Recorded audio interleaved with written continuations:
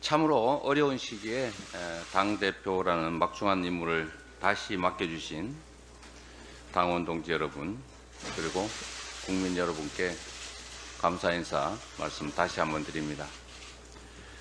그동안 당을 안정적으로 이끌어주신 박찬대 대표 직무대행님, 그리고 전직 지도부 여러분, 그리고 당직자 여러분들 정말 수고 많으셨습니다.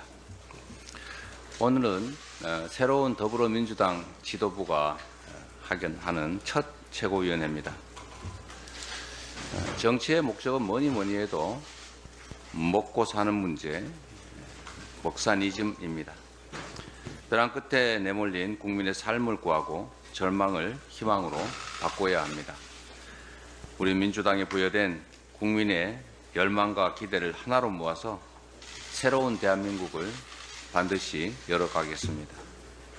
조금 전에 들어오다 전에 들은 말로는 한동훈 대표께서 여야 대표 회담을 긍정적으로 생각하신다고 해서 지금 대표 비서실장에게 실무 협의를 지시해 놓은 상태이기도 합니다. 빠른 시간 내에 만나서 민생 문제 또 전국 현안에 대해서 허심탄회한 논의가 되기를 기대하겠습니다. 집단지성의 역동적 드라마를 써주신 당원과 성원해주신 국민 여러분께 감사드립니다. 이재명 대표를 중심으로 단결하라, 폭정과 친일 회기를 제압하고 집권을 준비하라는 당심과 민의로 새기고 무겁게 받들겠습니다. 당원 집단지성은 민주당의 가장 큰 힘입니다. 당원 주권과 교육 훈련의 대대적 강화로 당원 집단 지성의 지혜는 더 강하고 깊어질 것입니다. 전당대회 기간 중 자임하고 약속드린 대로 집권과 성공적 국정 운영을 위한 당의 준비를 위해 전속력으로 뛰겠습니다. 윤석열 정권과 더 지독하게 싸우겠습니다. 법사위에서 윤석열, 김건희 정권의 헌법과 법률 위반 사항을 명백히 밝혀내고 최고위에서 그 진상을 국민들에게 보고하겠습니다. 억울하게 숨진 최혜병 사건, 김건희, 윤석열 대통령 부부의 청탁금지법 위반을 수사라고 하다가 수뇌부에 의해서 차절된 강직한 권익위 김 국장의 억울한 죽음, 반드시 진상을 밝히고 그 책임을 묻겠습니다. 고인의 명예를 지켜드리겠습니다. 대한민국의 공영방송 KBS가 8월 15일 자정이 지나자마자 오페라 나비 부인을 상영을 해서 온 국민이 일본 기미가요를 듣게 만들었습니다. 지난 16일에는 김태효 국가안보실 1차장이 중요한 건 일본의 마음이라고 천일 공로할 발언을 했습니다. 논란이 불거지자 이 대통령실 고위 관계자가 18일에 입장을 냈는데요. 수십 차례에 걸쳐서 일본 정부의 공식적인 사과가 있었다라면서 이 피로감이 많이 쌓였다라고 두둔을 했습니다. 우리는 아직도 일제강점기의 상처와 분노를 잊지 못했습니다. 그런데 윤석열 정권은 요설을 늘어놓고 역사적 기억까지 왜곡하려고 듭니다. 이래서 해야 되겠습니까? 그래서 언론개혁은 지금 이 순간 가장 시급하고 중요한 개혁 과제입니다.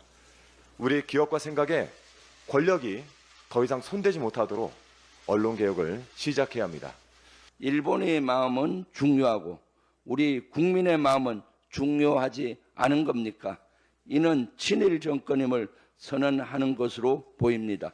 친일을 넘어 숭이라는 윤석열 정권, 이 정도면 대한민국 국민임을 포기하는 건 아는지 묻고 싶습니다. 김태호 차장은 지난해 3월에도 우리 외교부가 직기한 일본의 공식 사과가 20차례가 넘는다는 발언으로 집중 포화를 맞은 바 있습니다. 일본의 피로도까지 걱정하더니 마음까지 배려하는 정부, 일본의 충성스러운 신하가 아닌지 의심스럽습니다. 김태호 차장은 당장 국민께 사죄하십시오. 최혜병 특검과 관련해서 박찬대 원내대표께서 말씀하셨습니다만 한동훈 대표는 자꾸 말만 하지 말고 변죽만 올리지 말고 법안을 발의부터 하시기 바랍니다.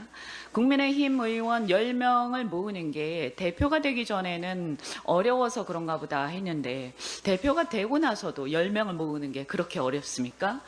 네, 아직도 못 모으신 모양입니다. 뭐가 두렵습니까? 빨리 법안을 내시기 바랍니다.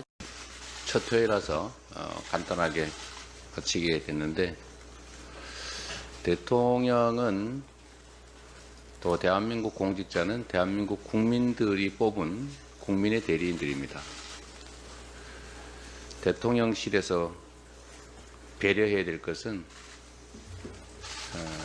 대일본 제국 천황이 아니라 대한민국 국민의 마음입니다.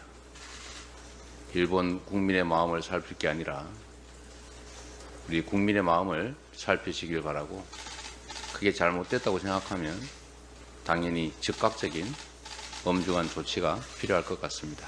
회의를 잠시 정의하겠습니다.